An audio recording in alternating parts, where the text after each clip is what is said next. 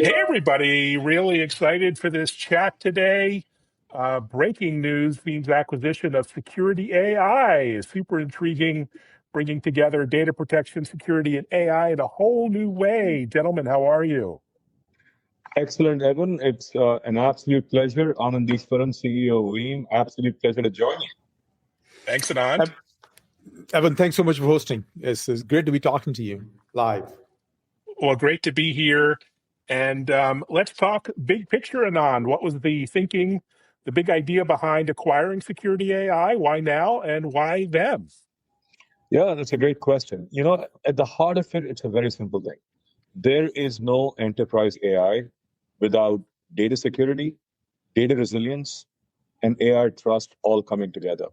You know, as we all know, 80 to 90% of the AI projects are failing right now, despite hundreds of billions of dollars of investment on GPU and capacity, because while you need that capacity and infra, the problem no one has solved yet is trusted data across your entire unified data estate, primary and backup, structured and unstructured. Nobody is doing that right now. And that's what we are setting out to do between Veeam and Securiti AI. The number one leader in data resilience is joining the number one leader in data security.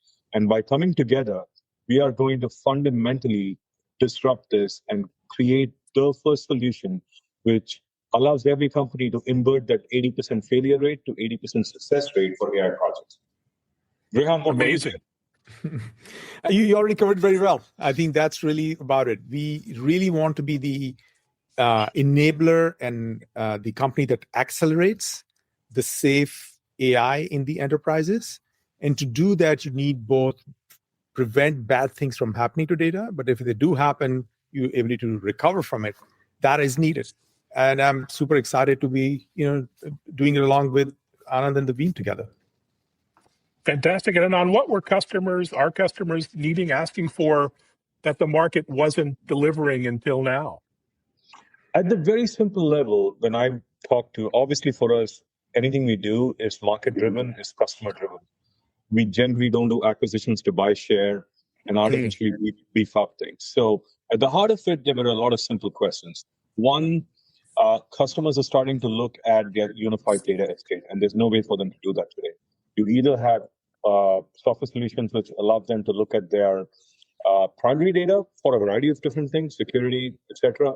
And there's a lot of companies which, and Veeam is one of them, which focuses on resilience, and that is the backup data and everything else we do to make sure that you can recover in minutes, not hours, not weeks, not months, no matter what happens. We keep your business running. Customers are starting to look at how do they bring both of these together, because that unified view is super critical for what they need to do, number one. Number two, there's this problem of unstructured data, which, the world has largely, business intelligence, the age of BI was driven by structured data. The age of AI is driven by unstructured data. And that's 80 to 90% of the data estate in every single company. And so they're now looking at how do they make sense of it? How do they create security and trust around it? And how do they make sure that when bad things happen, as Rehan said, they can actually create the right resilience posture for it? How does it all come together? And so that was the second question. And the third, they're saying how they are responsible for stitching together platforms and tools and solutions to make this happen. Is there anyone who can actually bring it all together? That was a genesis behind us saying, okay, so let's start to tackle that problem for our customers, which led us to basically, looking at Securiti as the only company which, is able to join forces with Veeam to actually bring this to life. Beyond DSPM, everybody talks about DSPM, but Rehan will tell you, DSPM is a sliver of what Securiti does in the context of data security. And so we are extremely optimistic on what we can do for our customers with that. Fantastic. And for those who don't live in the world of DSPM, Data Security Posture Management, Rehan, what does this move mean in practice? What will it look like on the ground? And how, also you guys are more than just DSPM. Give us the kind of value prop these days. I think you think from the lens of an enterprise. They have billions or tens of billions of files, hundreds of millions of tables and columns and all. And it's all jumbled up, and people often don't fully understand what kind of data do they actually have, right? And not only understanding, they also want to make sure that the fundamental controls that they need for the data, they exist. Security happens to be a top control that people need because they don't want this data to be lost or misused. But there are other controls on the data, which is privacy. There are other controls like governance, and there are other controls like regulatory and compliance. So the thought process behind the security offering has been, could there be a unified solution that provides a very comprehensive understanding, what we call contextual understanding of the data, and across data everywhere? What is meant by data everywhere? Data, as you know, in many organizations historically has been on premise. So that has not gone away for most large organizations. Then you have data in the public cloud. Then you have data in the SaaS. And then you have data in data warehouses like Snowflakes and Databricks, and all kinds of data. Can you actually have full understanding of that in a very contextual manner? We'll like a graph form, and we can go into depth of what graph really means. But if you have that understanding, it enables the organizations to do fundamental controls around it. All organizations want to actually have those controls be in place, but they can't do it manually. They have the right intention, they have the right desire, but without the right tooling, it's not possible. So that's what really, if you think about security platform, is fundamentally creates that very comprehensive contextual intelligence layer. Then you can do security controls, you can do privacy, you can do access, regulatory controls, and find the risks that are in there and remediate those risks wherever those risks are actually practical to be remediated along the way.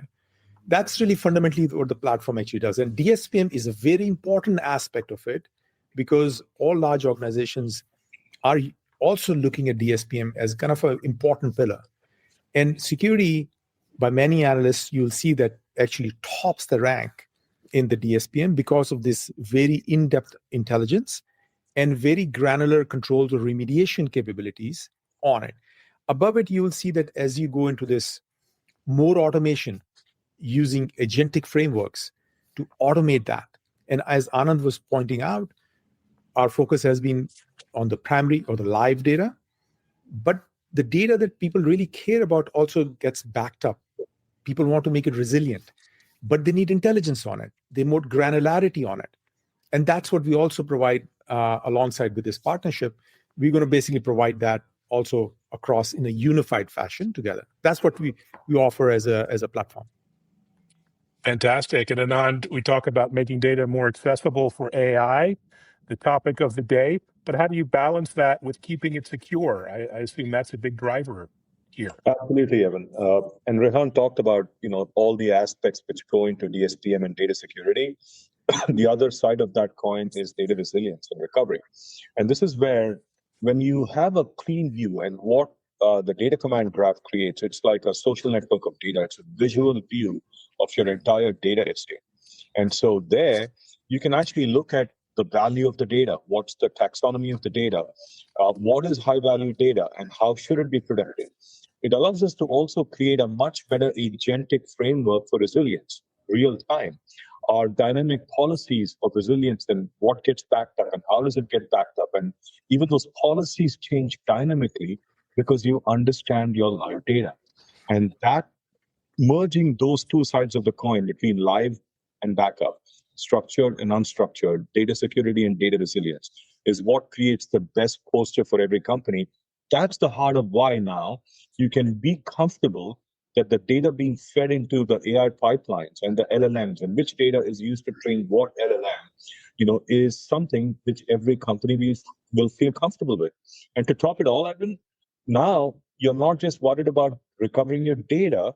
You have to make sure that you're comfortable rolling back your AI pipe, rolling back your AI models to the right place. If there's any issues, if your model gets poisoned, if your model's stripped, you've got to be able to get back to the right place.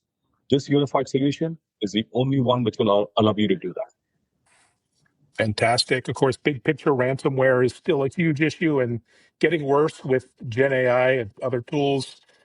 Talk about the graph approach and how it will help companies recover faster after an attack, which is the name of the game. Yeah. So think of this. If you were Sherlock Holmes, what do you do first? If you're solving a mystery, you collect a lot of dots, the evidence. You put in a pin board, you start connecting the dots together, and then you solve a mystery. What if the dots were automatically collected?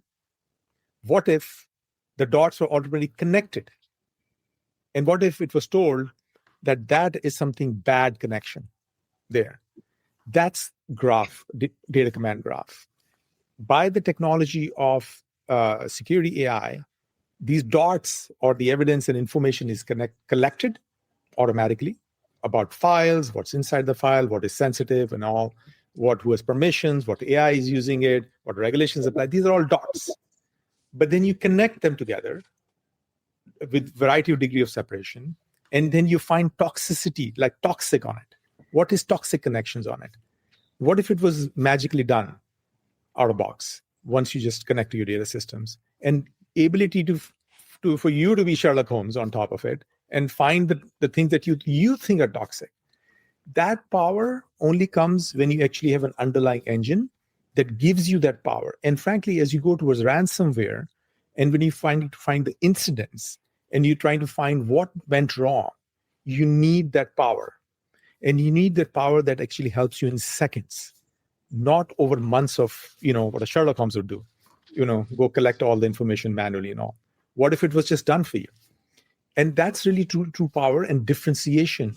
What you're going to see here with Securiti AI inherently provides, but you're going to see here together with Veeam, that across both sides of things.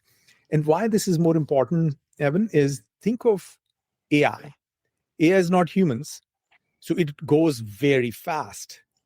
So when an AI agent is let loose on your data, it can very quickly do and collect the information and give it to someone.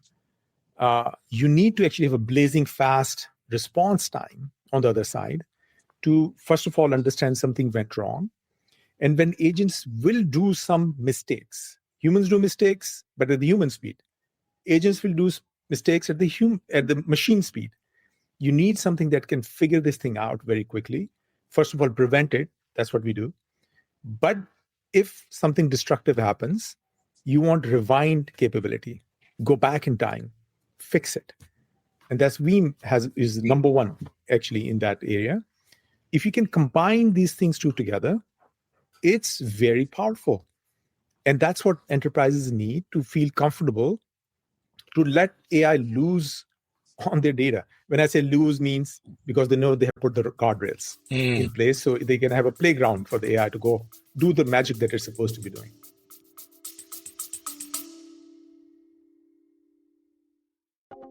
Now in its 5th season, Inspiring Tech Leaders is the podcast that talks about technology strategies, challenges and breakthroughs shaping today's digital world. Each week, Inspiring Tech Leaders brings you technology reviews and interviews with visionary CIOs, CTOs and industry pioneers. Whether you're leading a tech team or just love innovation, Inspiring Tech Leaders is your go-to source for inspiration and real-world advice. Subscribe now on your favourite podcast platform.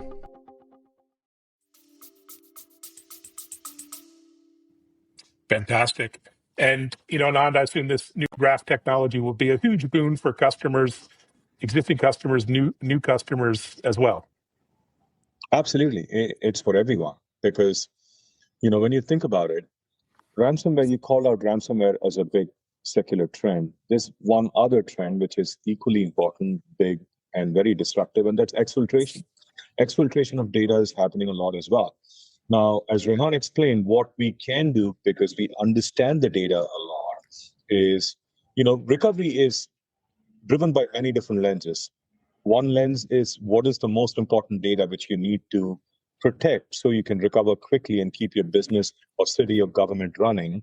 The other lens is what is the data you need to protect because you have to comply with local laws, with regulations. And that may be a much larger subset. But at the heart of it, it is also what do you need to do to recover? What data would you recover first to keep your business running? The depth of understanding of data which this unified platform will bring will allow us to do that. Someone very famously said it's the economy stupid. And I equally famously say it's the recovery stupid. So how quickly can we recover? What's the highest value data to recover, whether it's recovering from a ransomware attack, whether it's recovering from data exfiltration? This depth of understanding allows us to make sure that the RTO and RTO, to geek out a little bit, or how quickly can you recover, with how little data loss can you recover, is zero. We can get businesses running instantly by this unified view across the entire data estate for every customer, new and old. Fantastic. And I've heard you talk in the past about the shift from trying to protect everything to focus on protecting the right data. What does that mean, practically speaking? It literally means what I just literally called on, which is understanding the highest value data in a business allows us to focus on that as the first step.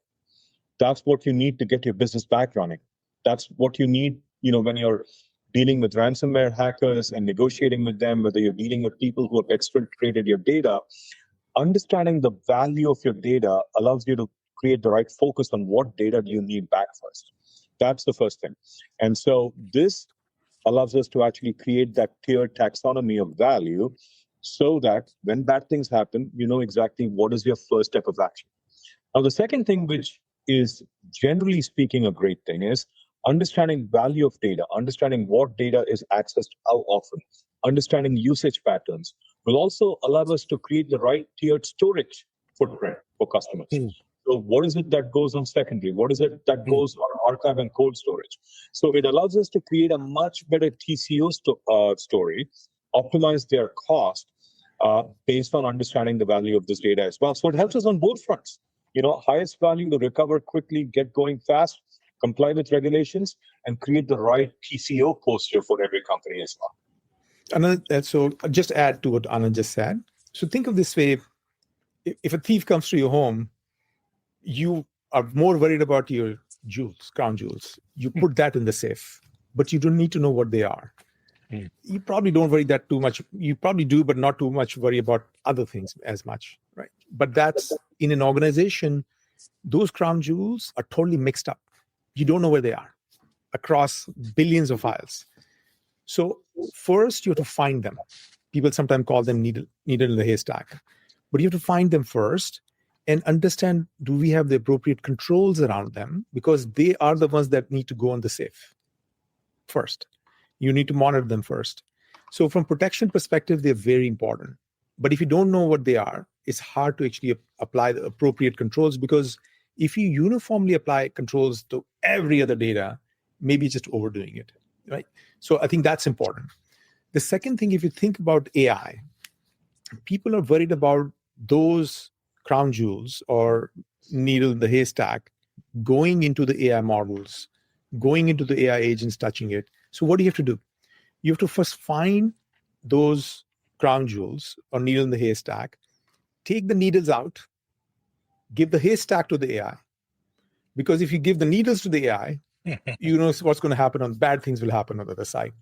And it's easier said than done. So there's another technology that we have, we call GenCore. You should look at gencore.ai, your audience should look at it, where what we do is first analyze the data, find the quote unquote needles, take them out, like mask them, tokenize, anonymize them, take the haystack, the rest of the data that produce the goodness, let it go to the AI. So what does it do for the companies? What it does for the companies, it actually then have them use their actual valuable data, which is not the problematic one, to actually create outcomes like conversational search on top of it, agents that they can build on top of it. So in addition to just providing security, one of the products of Securiti AI is a GenCore AI, which enables you to utilize the underlying data that we're sitting on with all the connectors, clean it, make it available. In fact, all the way down to create a conversation search agent, or simply use this data layer to use it with your own agents that actually you're trying to create. And that is a big unlock for the enterprises, because fundamentally, if you go into the any enterprise, data security, regulatory compliance, and privacy laws, they're fundamental blockers. But if we want to be that enabler and partner with the AI teams on the other side to help them unlock, so they're not worried about this needles going in along with the AI. Well said. Great opportunity. And Anand, as you know, teams in IT and security are super overloaded these days in an era of doing more with less. What are some of the challenges they'll face trying to adopt a more data-driven security model? Rehan, you should go first, and I'll come back on it. What challenges? Yeah, I'm excited about where you're going with this. I think challenges provide the opportunities for a company like us and makes us feel good. Because if somebody's have challenges and you become the enabler to solve their challenges so they can go on their journey to be the best AI transformation in their enterprises. So if you look at any study, major study right now, whether you pick JP Morgan report or Morgan Stanley report on enterprise adoption of AI, you're going to see fundamentally few things on top of it. Data controls is number one priority, number one challenge, but number one opportunity to be partner with those organizations to solve, period. I mean, and when I say data controls could be different kinds. Security is number one control. Privacy is another one. Understanding our agents, what data they're going to access is another one. Regulatory is another one.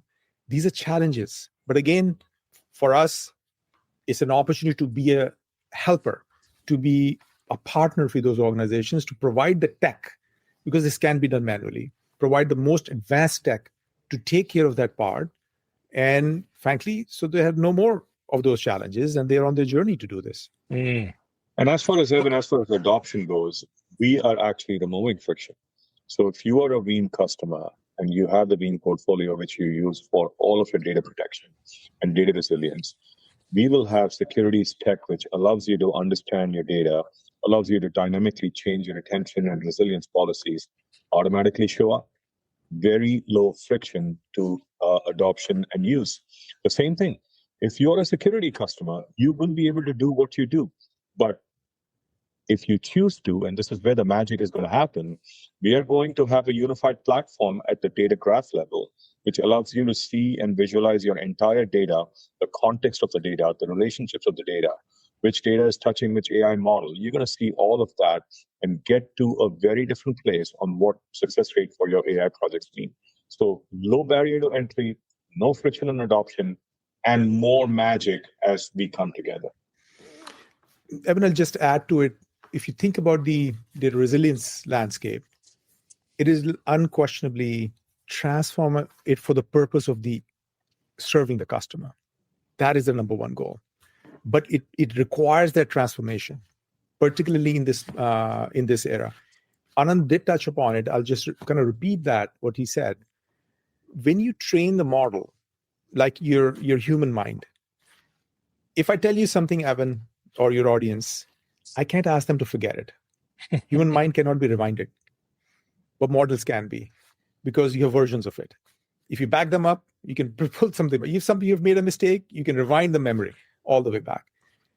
That is fundamentally needed, but you need a lot more precision is needed for it. You can't just do it carte blanche. You need to know some mistake did get made. And to understand that, how do you know that? You need to understand data, because training happens with data. So you need to connect those dots together and say, well, wrong data went into it. It went to it this point in time. That was a sensitive information. It did go into it. I'll rewind it back. It will transform this industry for better, because now the need is there. How do you stitch in the same knowledge graph that we actually have, the AI models, the AI agents, the AI tools that go into it? You stitch it, all of that into one place, so you can actually have a much more comprehensive view, and you know what to rewind and what not to rewind. We need precision in this, and this industry requires this transformation for people to feel comfortable to make use of AI agents and AI along the way. Absolutely. So well said. And Anand, when can customers start to see securities tech show up in Veeam's portfolio? What's the outline at the moment?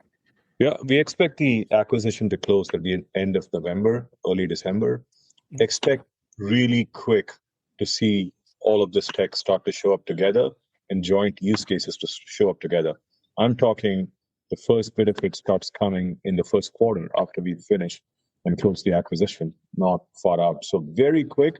Agility is what you can expect to see on how the two platforms, the number one data resilience and the number one data security platform, come together. Brilliant. And final note, big picture, you're the leader in the space. What is your big picture outlook for the next year or two? Is it onwards and upwards as you continue to serve customer? How would you describe the future at the moment? Absolutely. We are excited about the future because, as I started by saying, for enterprise AI to work at scale, you need data security and data resilience coming together to fuel AI trust in the right way. That's the future. All of these things coming together. GPU and capacity is one half of it. We are the other half of it. And we are excited that we're going to be the first company to actually bring this unified vision to life, bringing data resilience, data security, AI trust, all of it together for every customer on the planet. That's the future. We are the first. Fantastic. And congratulations again, gentlemen, on the blockbuster acquisition. Win-win for customers, partners, the industry as a whole. Thanks, and onwards and upwards. Evan, it's a pleasure talking to you. Thank you so much for taking time, and to your audience. Thanks so much. Thank Take you, care, Evan. everyone. Thank you all of you listening.